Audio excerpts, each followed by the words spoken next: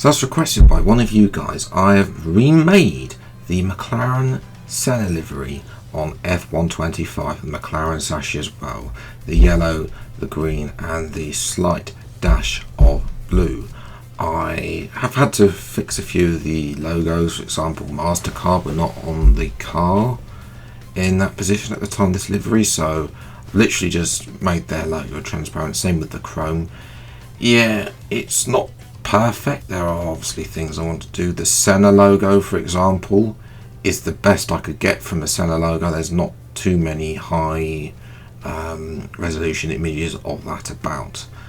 But yes, it's a yellow and green livery. It's something a little bit different. We don't really see that a lot. A little bit of dark blue here and there. Let me know though what you think about this livery in the comments below. Now of course it's time to have a race around Monaco with this car featured back in 2024. However, slight twist because it's a night race here at Monaco. You know, I think that this is underutilized, should really be in career mode as an option, but nevertheless, I'm going to bring it to you now. Monaco at night as well. Race strategy, of course, it's still the stupid 2-stop. For some reason, one of the options was the 3-stop. I think mediums is probably going to be the best way to go for the start, and that will be a good test to see how hard the tyre wear is. And then I'll probably make it up after that, really. Potentially another set of mediums. Maybe I'll split it and go mediums at the end, depending on how good they feel. So, yes. But 5 lights then for the Monaco Grand Prix at night time, ladies and gentlemen, here at Monte Carlo. And away we go. A little bit of a hold there. Smattering of hard and mediums at the back. I'm going to go to the inside of Hadjar Colapinto there. And there's just, they all go to the right there. And I'm just able to get scythe down the outside of all of them. I'm still trying to get past Liam Lawson now in the other Racing Bulls in their Austin livery, but unable to do it here. Can I do it Casino? No, I'm going to have to stick behind here as we go into the end of the first sector. Triple dive bomb down the inside of 3 cars there. Walter Leto, Lawson and somebody else. I can't quite see who it was. I think it was Ocon as well. Yes, it was Ocon. In the Haas was the final car there as well. Next up is Gasly. I'm on the move already, and Gasly, I mean, he's in a dustbin of a car really. So yeah, taking the outside there. It's not usual to do the outside, as you'll see later in the race. Spoiler alert there. Yeah, but obviously Gasly had no room. I'm hoping that the smaller cars, although they're not smaller in width really. Max Verstappen though does lead this way then from George Russell and Oscar Piastri, the 2 Ferraris, 4th and 5th in their black and red livery that I showcased last time out a couple of weeks ago now. I've caught up to Sainz and they haven't fixed the final call, the Raskas and to Anthony Knows. They haven't fixed it, and as a result you can get a godly slipstream, godly traction out of Raskas towards Anti-Nose and make an easy overtake. Before, that's not really an overtake, but that has cost Sainz a position as well, potentially to output Gasly, but he is able to keep in front of the dustbin as well. Next up for me is Alonso. I'm unable to send out the inside here. That's annoying as well.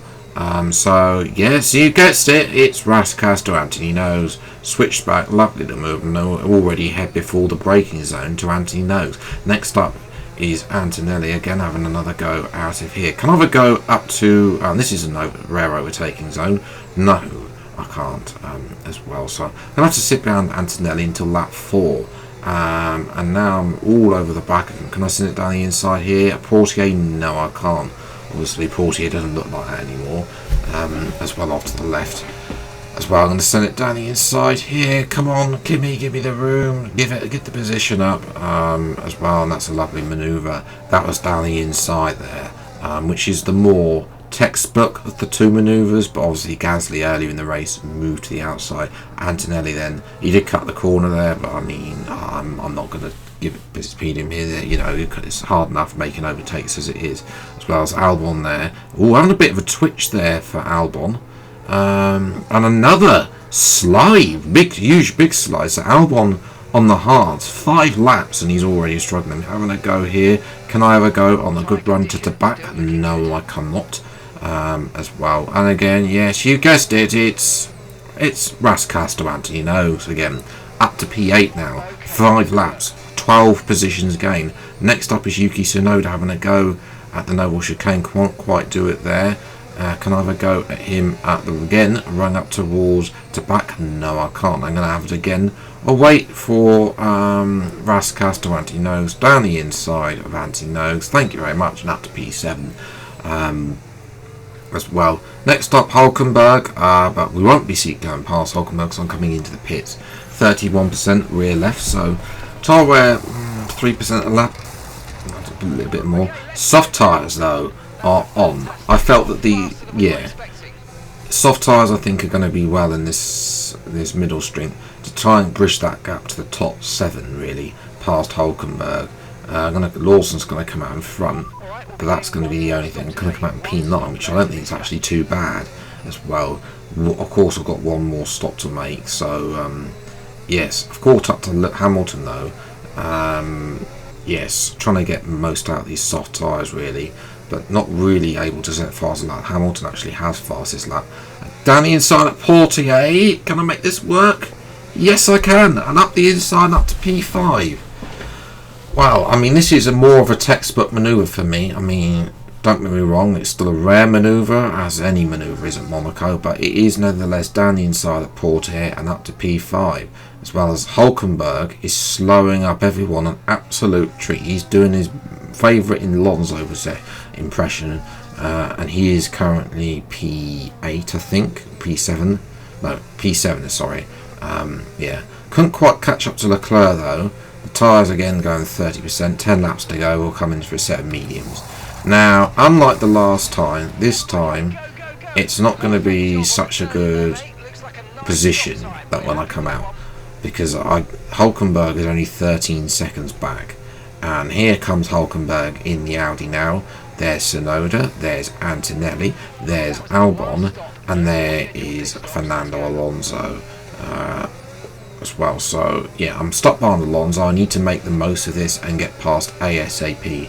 Starting with the old man himself, side by side through the tunnel, down the ins, and that's the overtake's pretty much already done. Down the inside, no chicane, leaving him some space, but lovely little manoeuvre. Back up into the points as well. Here's a replay of this.